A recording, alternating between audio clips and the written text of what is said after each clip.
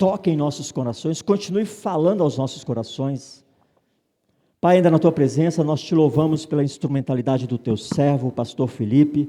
Clamamos a Ti que Teu Espírito Santo continue capacitando e usando como boca do Senhor nessa noite, que a Tua palavra seja ministrada com poder e graça, e que nós não saiamos daqui da mesma forma que entramos. Usa o Teu servo, abençoe o Seu servo e toda a sua família aqui representada, é o que Te pedimos, em nome de Jesus. Amém, queridos? Boa noite, irmãos. Graça e paz. Que Deus abençoe você nessa noite, em nome de Jesus. Eu fiquei muito feliz ao orar por essas crianças aqui. Acho que hoje nós batemos um recorde de menino aqui na frente. Não batemos? Eu nunca vi tanto menino reunido numa oração só. Glória a Deus por isso. Isso quer dizer que nós estamos na rota certa. É isso aí. Quanto mais a igreja crescer, melhor. Quanto mais menino, melhor ainda. Crianças trazem para o nosso meio a memória constante de que o Senhor é o dono da vida, o sustentador da vida. Por mais que a gente viva num mundo caótico, a morte não venceu a vida. Todas as vezes que eu vejo criança, eu penso nessas coisas. Então, se você casou há pouco tempo, pense seriamente, tem um menino bom para nós aí. Tá bom? Se você tem alguma dificuldade, rogue ao Senhor graça. Peça ao Senhor misericórdia. Se há alguns entre nós que têm impedimento, nós vamos orar juntamente com você. Filhos são bênção, mas também não são tudo. O Senhor é dono da nossa vida. O Senhor é dono da nossa história. Amém? Mas hoje nós não vamos falar sobre meninos nessa noite, nessa meditação. Nós vamos falar sobre Neemias, capítulo de número 8. Eu quero convidar você a esse texto nessa noite, em nome de Jesus. Neemias, capítulo de número 8.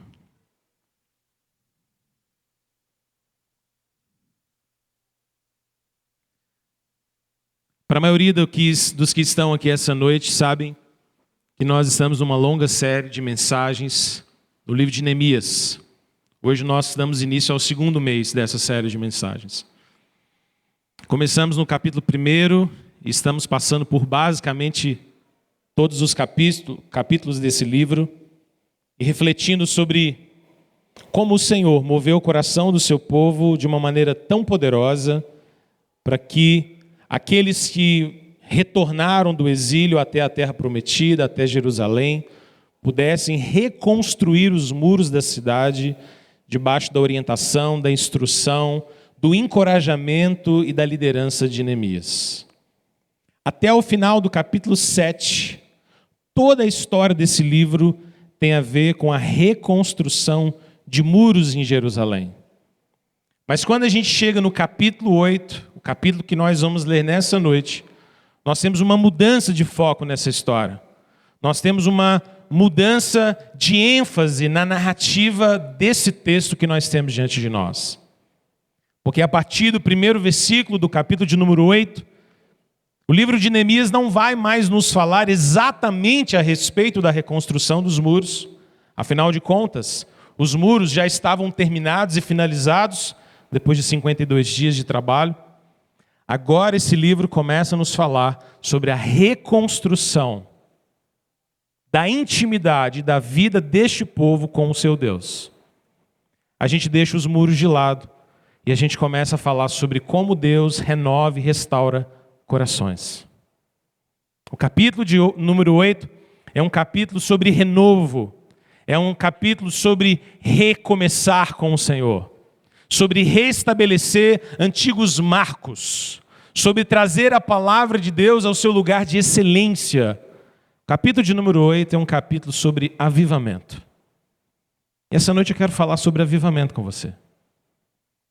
Eu quero falar a você sobre como eu e você precisamos desesperadamente que o Senhor avive o nosso coração. De como eu e você, ao longo da nossa vida, da nossa jornada de fé, precisamos que frequentemente o Senhor sacuda as nossas bases, faça estremecer as nossas estruturas e nos chame a um compromisso mais íntimo com Ele, mais próximo com Ele. Esse capítulo de número 8 É um capítulo que tem me acompanhado durante anos na minha vida. Já preguei nesse capítulo diversas vezes, em diversos locais, nas mais diversas situações. É um capítulo que sempre impacta o meu coração. Porque é um texto que fala sobre como Deus pode e como Deus faz com que o seu povo, a sua igreja, seja avivada, seja renovada, seja encorajada, seja vivificada no poder do Espírito através da palavra. Eu tenho a plena convicção de que aqui nessa noite, entre nós que aqui estamos, existem muitos que precisam essa noite de um renovo na sua vida de fé. Eu tenho essa convicção não porque recebi uma revelação específica sobre isso, nem porque algum anjo do céu veio nos dizer isso, pois porque essa é a necessidade perpétua, essa é a necessidade sempre presente do nosso coração. Eu e você precisamos de renovo. Então quero ler com você esse texto nessa noite e te convidar à reflexão nessa palavra, em nome de Jesus. Vamos ler Neemias, capítulo de número 8, nós vamos ler do versículo 1 até o versículo de número 12. Eu farei essa leitura essa noite, na nova versão internacional, então peço a você que, se tiver essa versão em mãos, me acompanhe, se não, você pode acompanhar na tela comigo. Diz assim a palavra do eterno Deus. Quando chegou o 7º mês e os israelitas tinham se instalado em suas cidades, todo o povo juntou-se como se fosse um só homem na praça em frente da porta das águas. Pediram ao escriba Esdras que trouxesse o livro da lei de Moisés que o Senhor dera a Israel. Assim, no primeiro dia do 7º mês, o sacerdote Esdras trouxe a lei diante da assembleia, que era constituída de homens e mulheres e de todos os que podiam entender. Ele a leu em alta voz, desde o raiar da manhã até o meio-dia, de frente para a praça, em frente da porta das águas, na presença dos homens, mulheres e de outros que podiam entender. E todo o povo ouvia com atenção a leitura do livro da lei. O escriba Esdras estava numa plataforma elevada de madeira, construída para a ocasião. Ao seu lado, à direita, estavam Matitias, Sema, Anaías, Urias, Ilquias e Maceias. E à esquerda estavam Pedaías, Misael, Malquias, Assum, Asbadana, Zacarias e Mesulão. Esdras abriu o livro diante de todo o povo, e este podia vê-lo, pois ele estava no lugar mais alto. E quando abriu o livro, o povo se levantou. Esdras louvou o Senhor, o grande Deus, e todo o povo ergueu as mãos e respondeu: Amém, Amém.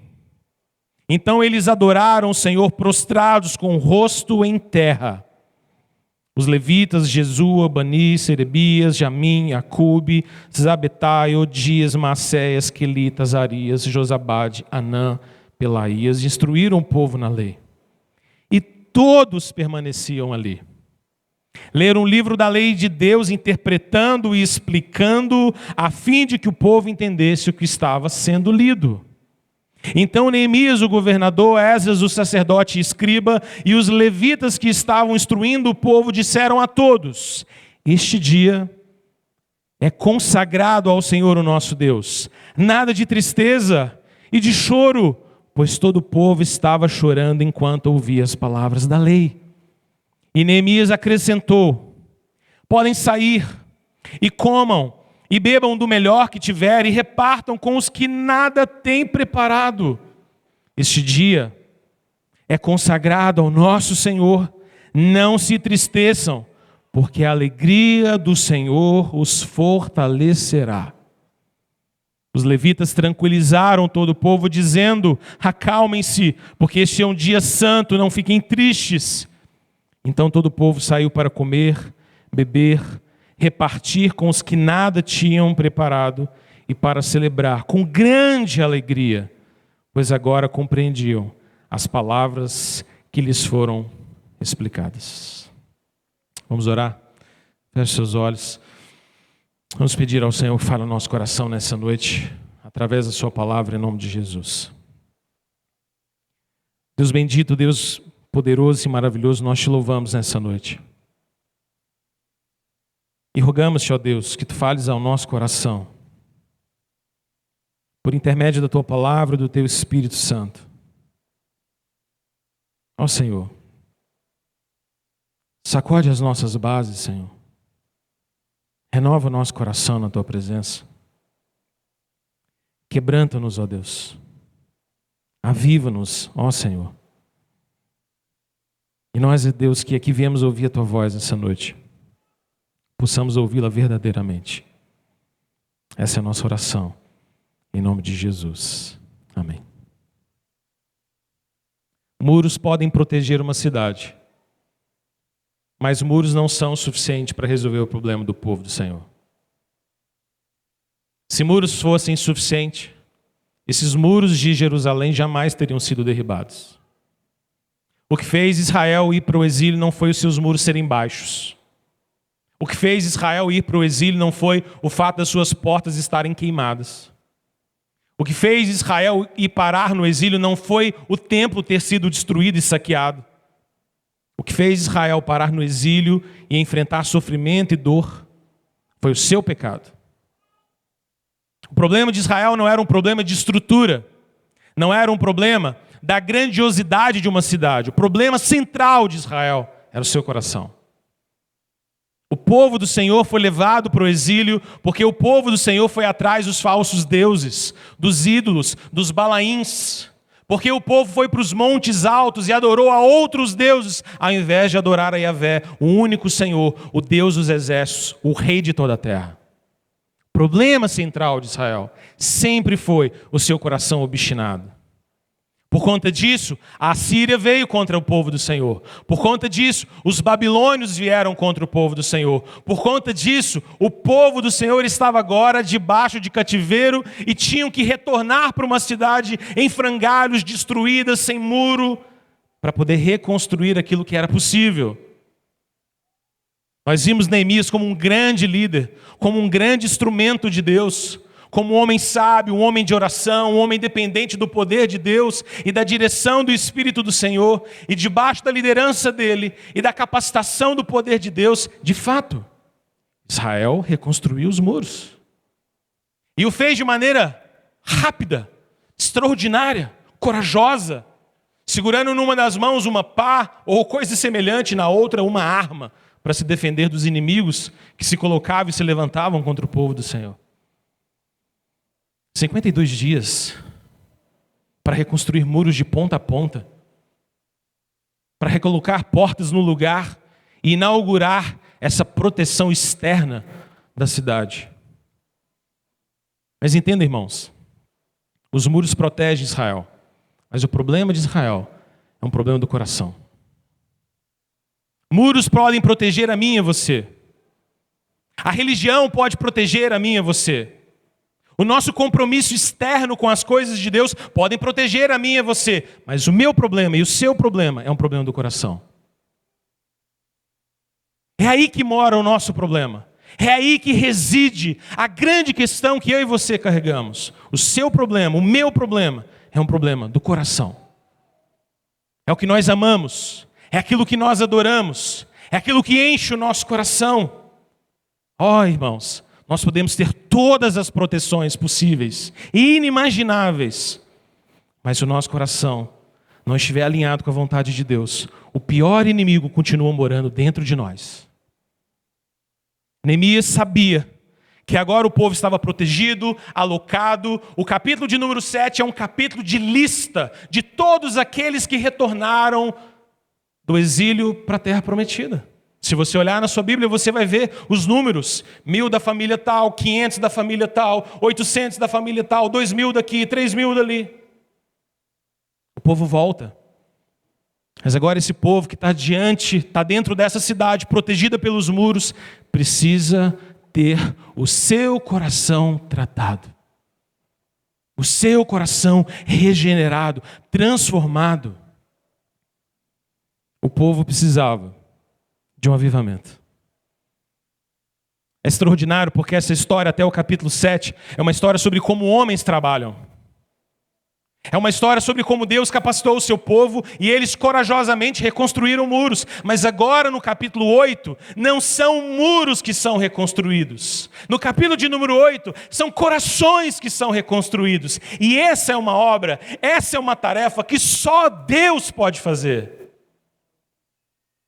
Homem nenhum pode reconstruir corações. Recursos humanos nenhum podem restaurar vidas. Só Deus pode.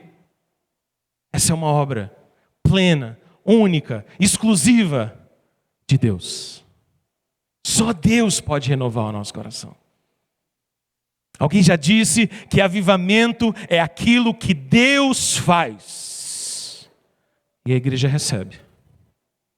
Avivamento não é obra da terra, avivamento não tem a ver com programas, ministérios, programações, eventos. Não é possível estabelecer um evento chamado avivamento e esperar que naquele dia, naquela ocasião, Deus fará alguma coisa.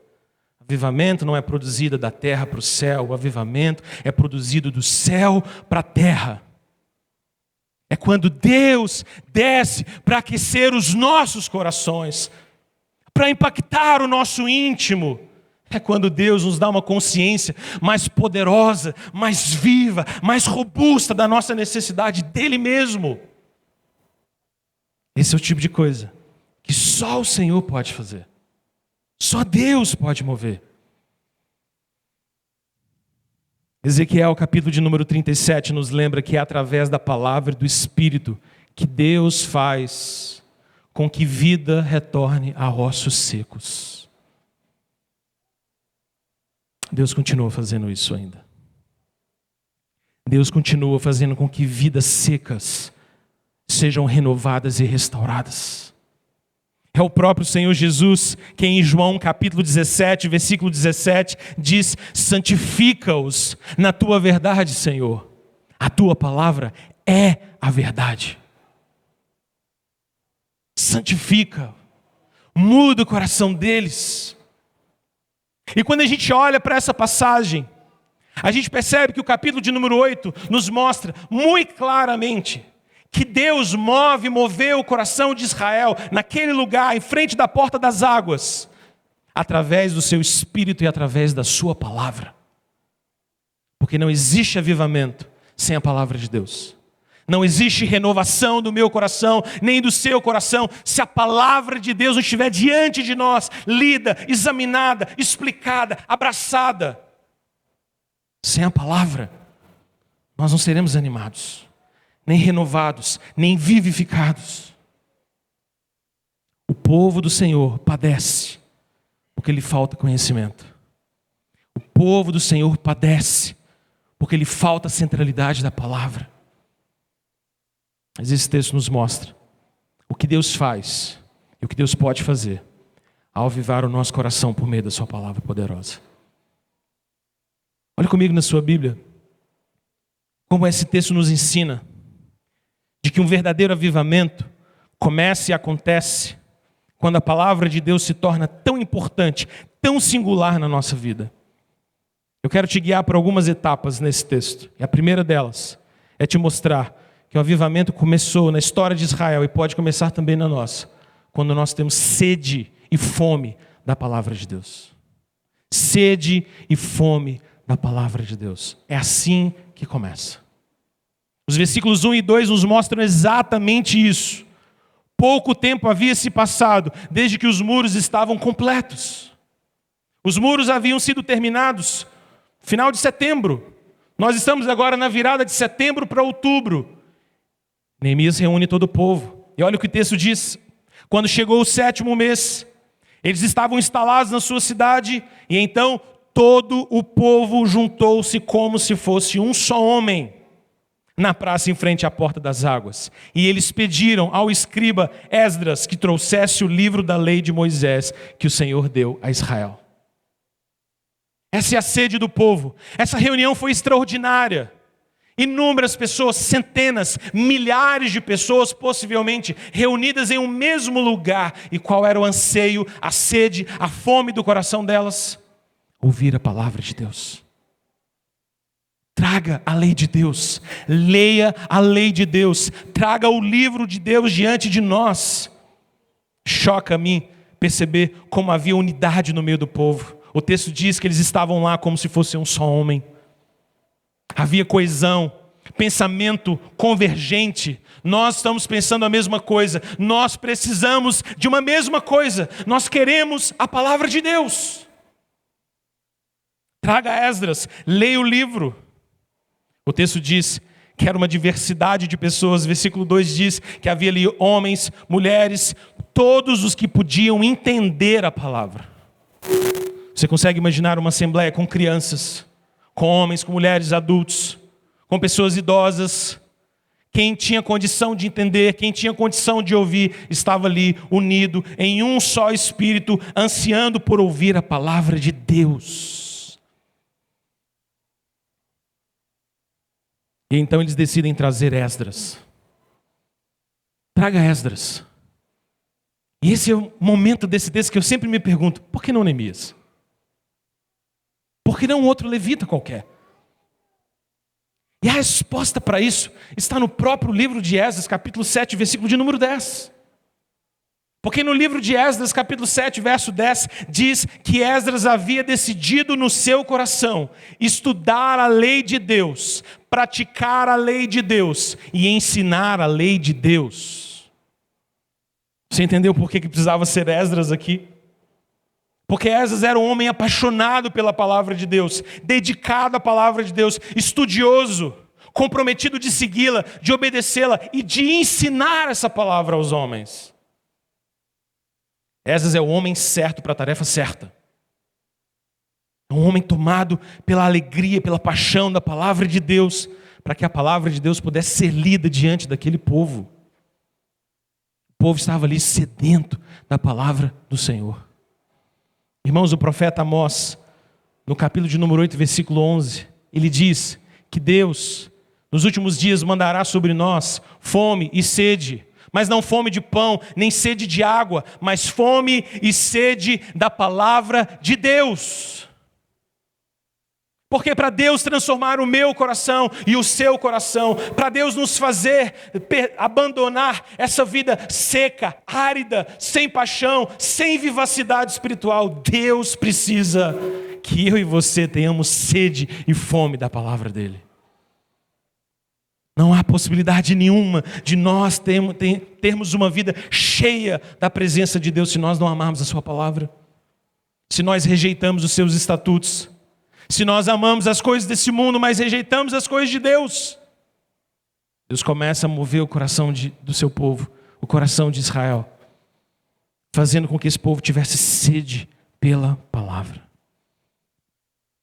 Mas continue no texto comigo.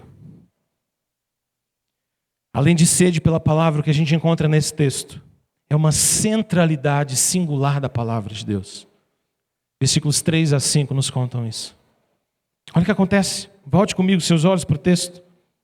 A palavra de Deus nos diz que Esdras estava ali e ele leu o livro da lei em alta voz, desde o raiar da manhã até o meio-dia, de frente para a praça, em frente da porta das águas. O final do versículo 3 diz que todo o povo ouvia com atenção a leitura do livro da lei.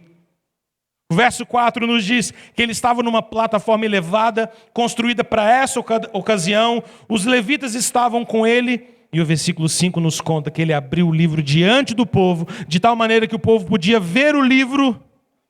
Então ele leu o livro diante de todo aquele povo que ouvia atentamente.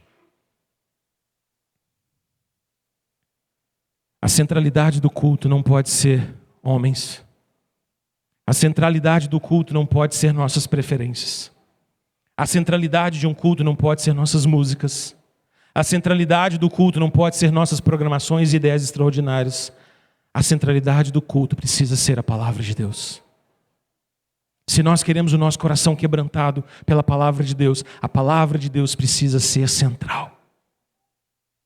Esdras se coloca num lugar elevado, um púlpito de madeira preparado para aquela ocasião. Ele coloca o livro de tal maneira que todo mundo pudesse ver que ele estava lendo de um pergaminho, que ele estava lendo a palavra de Deus, e ele leu por horas, enquanto o povo ouvia a palavra de Deus.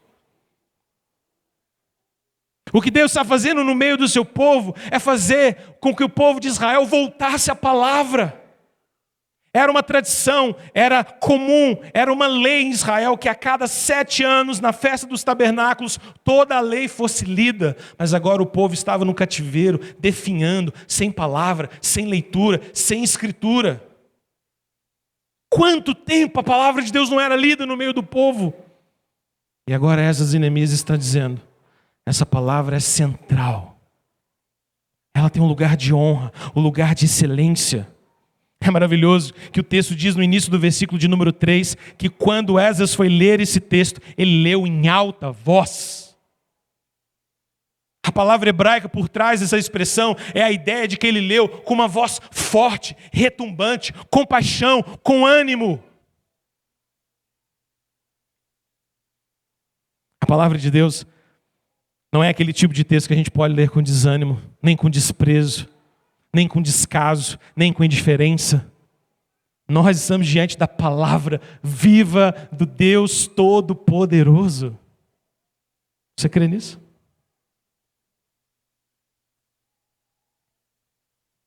O texto diz que Esdras lê a palavra de Deus por horas, diante do todo o povo. Ele lê todo o conselho de Deus e o povo atento àquela leitura autoritativa. Ele está no alto, as pessoas ouvindo, homens, mulheres, crianças, velhos, todos submetendo seus ouvidos, seu coração, a palavra de Deus sendo centralizada. Quão central a palavra de Deus é na sua vida? Quão central a palavra de Deus é na nossa vida como igreja? Quão central a palavra de Deus é no nosso culto, na nossa adoração? São perguntas que eu e você precisamos fazer.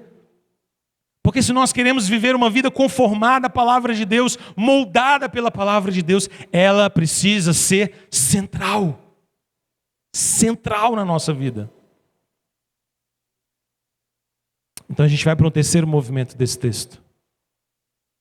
A palavra de Deus expressa aqui, demonstra para nós que o povo estava sedento, que o povo centralizou a palavra de Deus e queria ouvir a palavra de Deus, mas também nos demonstra que o avivamento é marcado por submissão à palavra de Deus.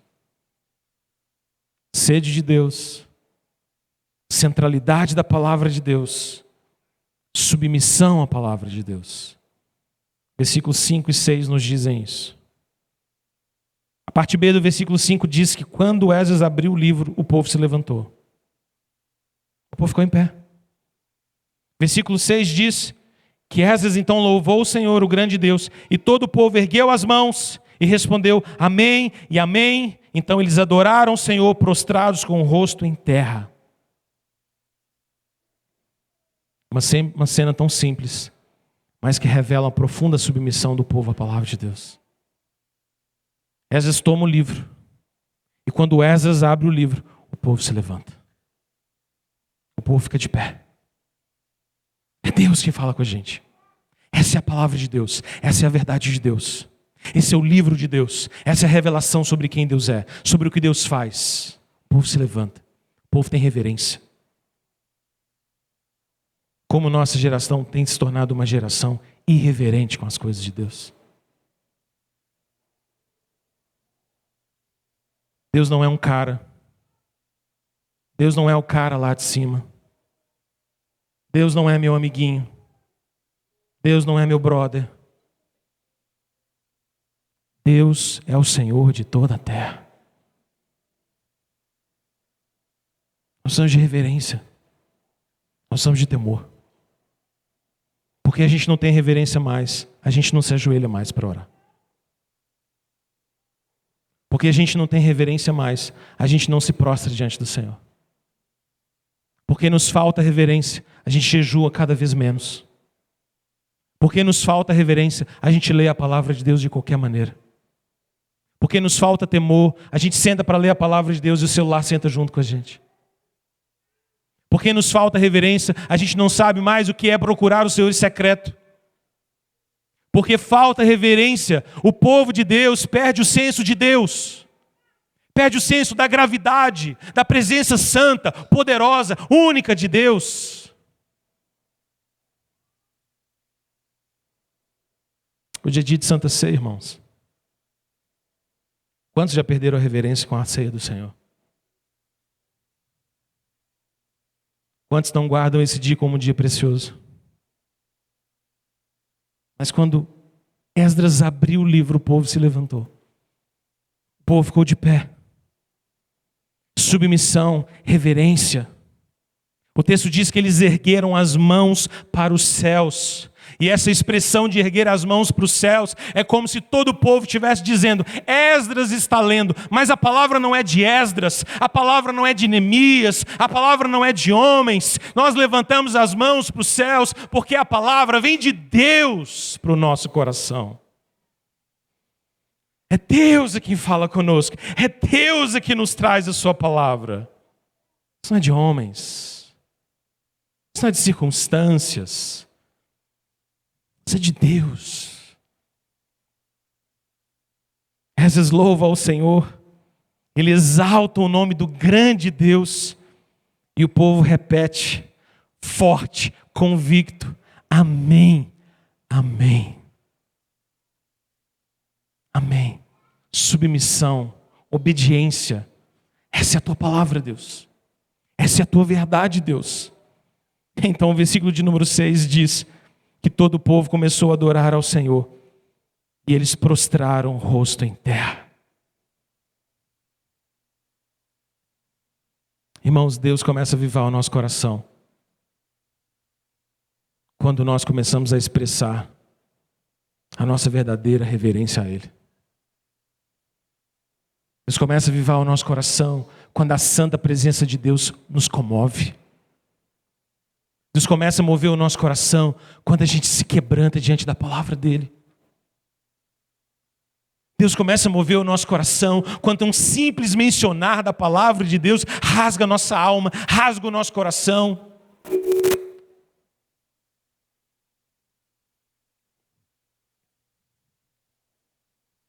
Foi isso uma vez que a gente pôde contemplar o povo de Deus prostrando com o rosto em terra diante dEle. Nós somos tão tímidos para essas coisas. Nós somos tão respeitosos para essas coisas, não é? Tão polidos. Prostrar o rosto em terra é uma demonstração de entrega, de submissão, de botar a boca no pó, de dizer: o Senhor é Deus, Ele é poderoso, Ele é o dono da vida. Irmãos, Deus começa a mover o nosso coração quando as nossas orações começam a ser orações que começam falando com Deus: Deus, tem misericórdia de mim, Senhor.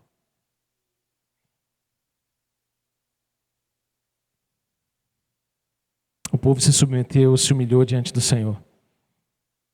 A gente vai então para o quarto movimento dessa história. O avivamento é marcado por sede pela palavra, centralidade da palavra, submissão à palavra, mas também compreensão da palavra. Olha a sua Bíblia, versículo 7 e 8. Versículo 7 e 8 diz que todos os levitas ali reunidos instruíam o povo na lei. E todo o povo permanecia ali. Esdras lia o livro, os levitas explicavam o livro. Muito possivelmente porque o povo já não mais entendia o hebraico, só o aramaico, e os levitas precisavam auxiliar na tradução, mas não só na tradução, mas no entendimento, na compreensão da verdade de Deus. Versículo 8 diz que leram o livro da lei de Deus e eles iam interpretando e explicando a fim de que todo o povo entendesse o que estava sendo lido. A palavra de Deus é algo que nós precisamos ter sede, fome por ela. E ela tem que ser central na nossa vida. E nós temos que nos submeter diante dessa palavra. Mas para que isso seja possível, eu e você, o povo de Deus, precisa compreender a verdade do Senhor. A gente precisa entender, ler e compreender, ler e entender, ler e explicar o nosso próprio coração. A palavra de Deus foi sendo lida e explicada e o coração daquele povo foi se quebrantando. Irmãos, como diz o apóstolo Paulo, em Timóteo capítulo 3, versículo 16. A palavra de Deus é útil para o ensino, para a repreensão, para a correção e para a educação. Ou como diz o salmista no Salmo 119, 105, a palavra de Deus é lâmpada para os nossos pés, é luz para o nosso caminho. É por isso que a palavra de Deus precisa ser ouvida, mas ela precisa ser compreendida, precisa ser estudada, precisa ser examinada, escrutinada. Nós estudamos tanta coisa e às vezes deixamos a palavra de Deus de lado. Nós gastamos tanto tempo com tanta coisa, mas às vezes deixamos a palavra de Deus de lado. Algumas vezes eu ouço pessoas dizendo, olha, numa visão mais técnica sobre comunicação, um sermão não deveria passar de 20, 25 minutos. Engraçado, porque a gente pega uma pessoa num sábado que gasta 2 horas assistindo a um jogo de futebol e quando termina o jogo de futebol vai para um cinema assistir um filme de 3 horas. Nosso problema não é a concentração, o nosso problema é o nosso coração. A gente se concentra naquilo que a gente ama, a gente se concentra naquilo que a gente quer, a gente se concentra naquilo que a gente adora.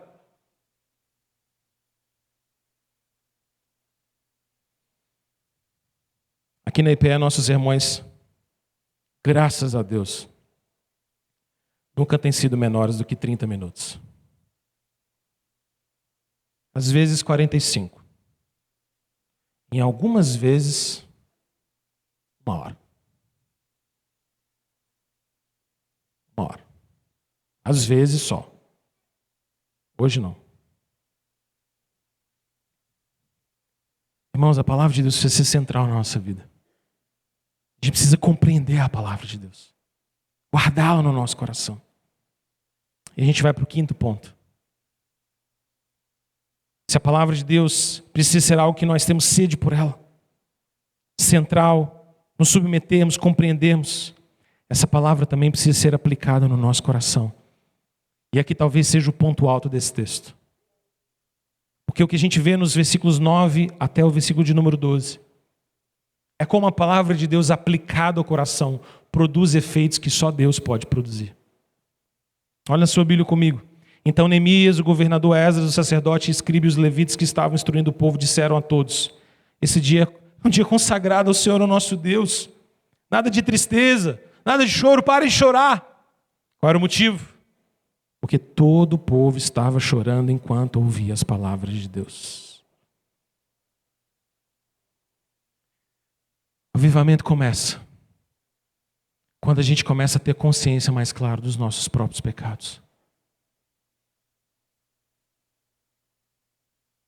Esdras e Neemias e alguns levitas estavam saindo no meio do povo dizendo: gente, para de chorar. Hoje nós vamos começar uma festa. Nós vamos celebrar o nome do Senhor.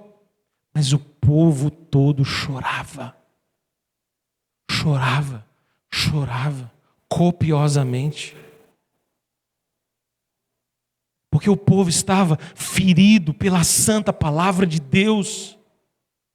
A palavra de Deus, ela é como uma flecha que fere o nosso coração. É como uma espada de 2 gumes que atravessa a nossa alma. Ela fere, mas ela sara. Mas antes de sarar, ela fere. Ela mostra para mim e para você o quão sujo é o nosso coração, o quão dependente eu e você somos da graça de Deus. Quando nós não somos feridos pela palavra de Deus, irmãos, nós ficamos cegos para o nosso próprio pecado. Vivemos nesse mundo sem consciência de quem nós somos. Deixamos de reconhecer o nosso próprio coração, as cadeias do nosso coração. A palavra de Deus é o espelho mais poderoso para revelar quem de fato nós somos. Irmãos, o pecado vai alcançar tanto espaço na nossa vida se ele não for combatido pela palavra de Deus. Santifica-os na tua verdade, a tua palavra é a verdade. João 17:17. Sem palavra não tem pureza, sem palavra não tem choro, e se não tem choro, não tem quebrantamento, e se não tem quebrantamento, não tem vida com Deus. O que Deus estava fazendo com o povo de Israel era fazendo o povo chorar. Vocês reconstruíram os muros, vocês lutaram, vocês enfrentaram Tobias, Sambalate, os inimigos, mas tem um inimigo que está dentro do coração de vocês, e esse inimigo precisa ser encarado de frente. É o pecado, é a corrupção do coração. Esse é o nosso inimigo mais poderoso, irmãos. Esse é o inimigo mais persistente, mais insistente na nossa alma. Nós lutamos contra essas inclinações do nosso coração e o povo chorava, chorava, chorava. É maravilhoso ver o que a palavra de Deus pode fazer no nosso coração. Como nós precisamos disso, irmãos. Que nós temos falhado. Só a palavra de Deus pode revelar o nosso coração a nós mesmos. Eu gosto de uma expressão de Martin Lloyd Jones quando ele diz que o pecado é o maior obstáculo à visitação do Espírito de Deus na nossa vida. Talvez você esteja vivendo uma vida espiritual seca, fria, gélida. Você já investigou se talvez não é o pecado que está dominando o seu coração? Que está impedindo você de amar mais a Deus? Pecados escondidos destroem a nossa vida. Pecados não tratados pervertem a paz e a harmonia da nossa família. Pecados não expostos destroem casamentos. Pecados não tratados fazem com que a gente acalente rebeldia dentro do nosso coração, no meio da nossa família, no meio da nossa casa. Irmãos, triste coisa é para um servo de Deus, para um ministro do Evangelho, chegar no gabinete e ouvir de membros queridos e pessoas que nós amamos sobre pecados não tratados. Pecados não tratados vão destruir você. Pecados não tratados vão minar a sua alegria, a sua paixão por Deus. Seus ministérios vão definhar, seu serviço no meio do povo do Senhor, sua casa, sua família, seu trabalho, sua alegria, tudo isso vai definhar se os pecados do nosso coração não forem expostos diante de Deus, irmãos. Não dá para a gente viver escondendo pecados, guardando pecados, acalentando pecados dentro do nosso coração. O povo chorava por causa do seu próprio pecado. Não tinha um israelita que estava em frente à porta das águas que não soubesse que todo o tempo de cativeiro, aqueles 70 anos e todo o tempo de reconstrução era por causa do pecado de uma nação que não havia se quebrantado diante do Senhor. Não tinha ninguém que não sabia disso. Não tinha ninguém que não tinha consciência disso, irmãos.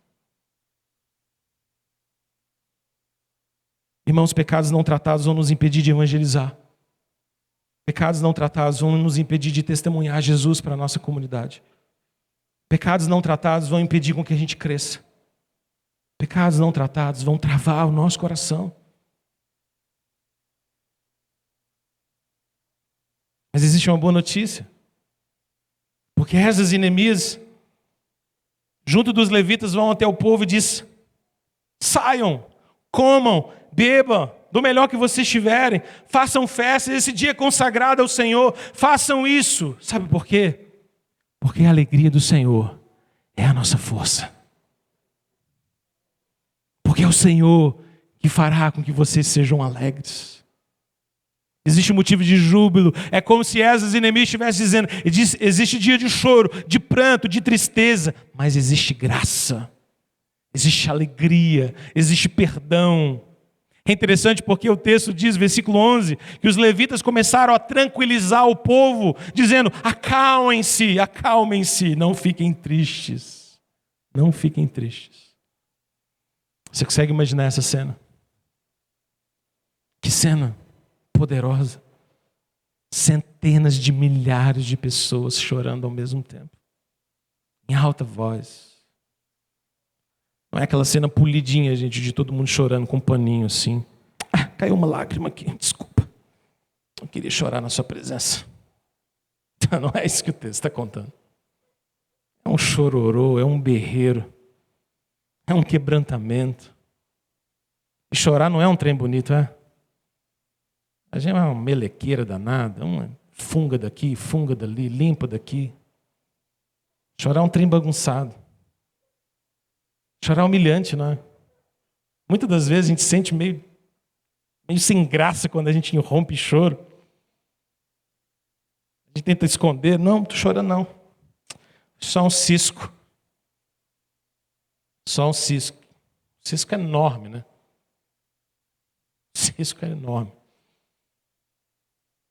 Mas no meio dessa cena, com o povo todo chorando, tente imaginar comigo. Esdras e Neemias e todos aqueles levitas entrando no meio do povo e gritando para eles, possivelmente para que todo mundo pudesse ouvir: Gente, calma.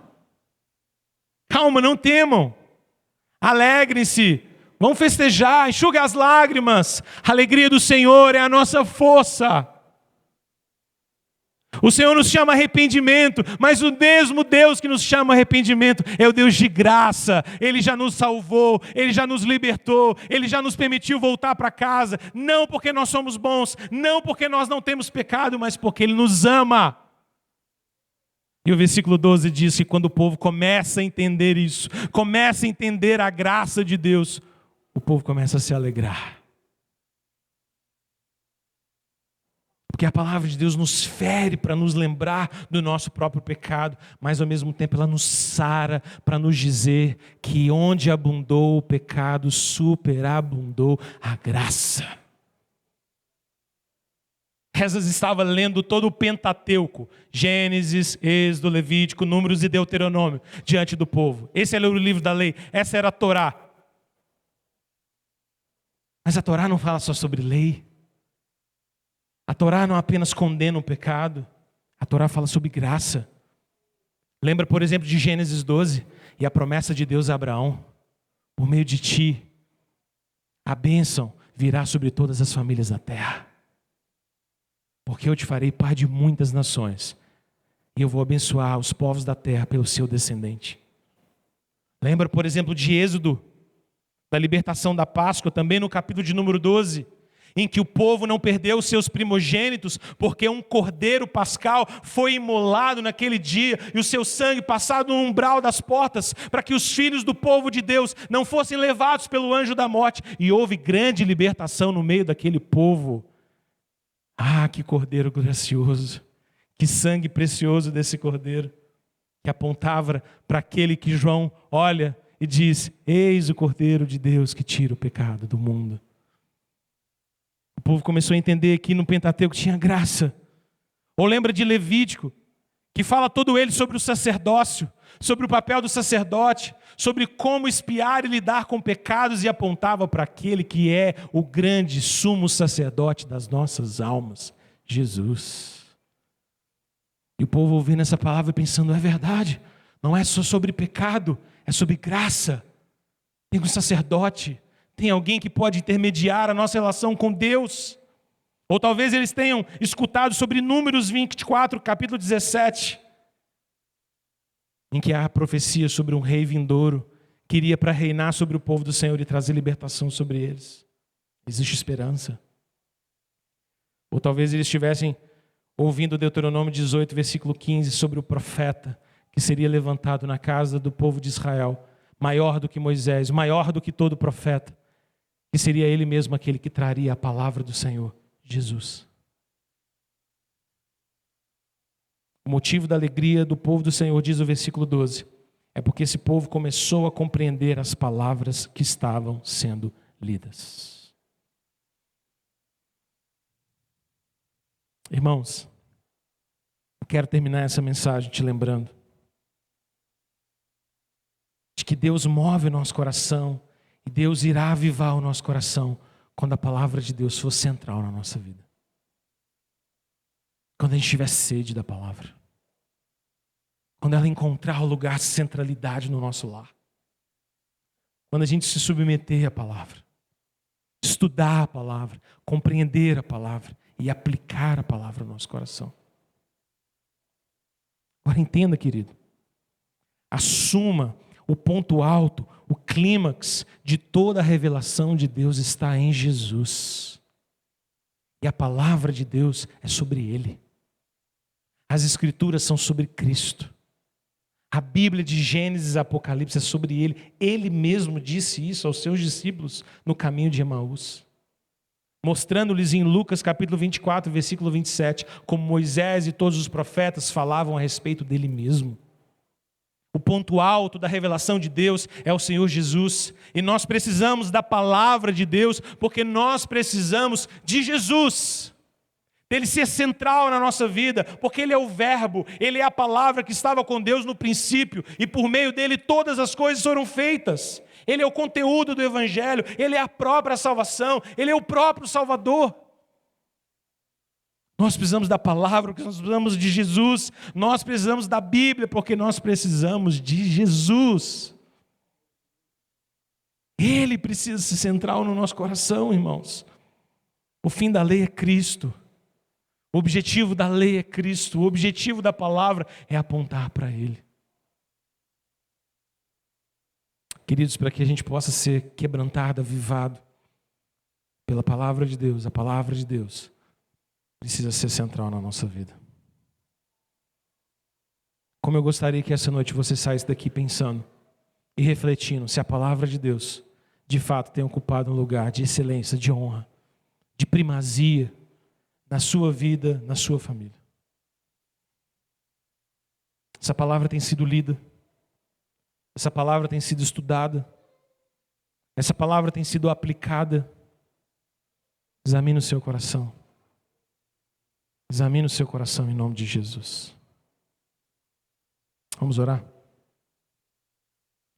Quero convidar os nossos presbíteros queridos, diáconos, que se coloquem aqui à frente comigo.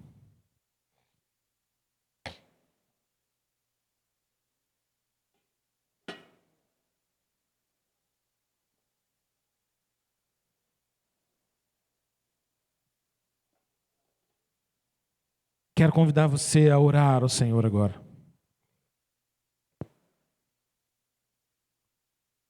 A falar com Deus no seu coração nesse momento.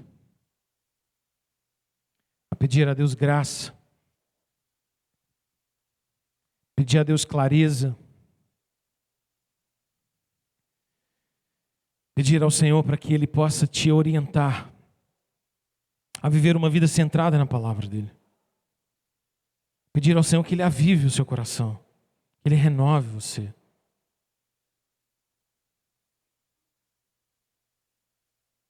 Nós estamos diante da mesa do Senhor. Esse convite precioso que Ele faz com que eu e você tenhamos comunhão com Ele.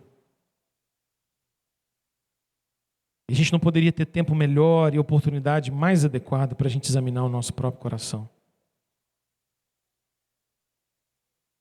Examine o seu coração agora. Fale com o Senhor.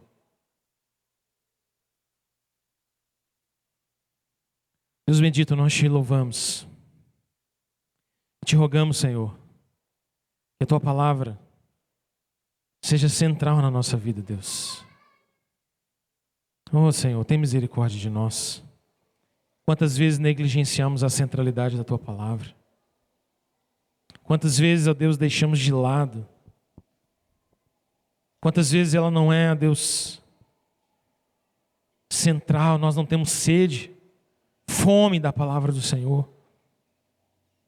Oh Deus, dá-nos a Tua graça. Gera em nós, ó Deus, como diz o profeta Amós, fome e sede da Tua palavra. Fome e sede de Te conhecer, de Te ouvir, de Te obedecer. Gera a nós, ó Deus, um quebrantamento segundo Teu Espírito Santo. Um choro que seja produzido pelo Espírito do Senhor em nós. Oh Deus, produz em nosso coração, na nossa vida, na nossa igreja, um avivamento que vem do céu. Tem misericórdia, Senhor. Dá-nos a Tua graça. Nós te rogamos também agora, Deus, que o Senhor prepare o nosso coração para participarmos dessa mesa tão preciosa, desse banquete tão celestial, tão espiritual, que é a ceia, Deus, que partilhamos em união uns com os outros. Ó Senhor, alimenta o nosso coração pela Tua palavra e que através, ó Deus, dessa ceia sejamos todos também fortalecidos pelo Senhor. Em nome de Jesus, Pai. Amém. 1 Coríntios 11.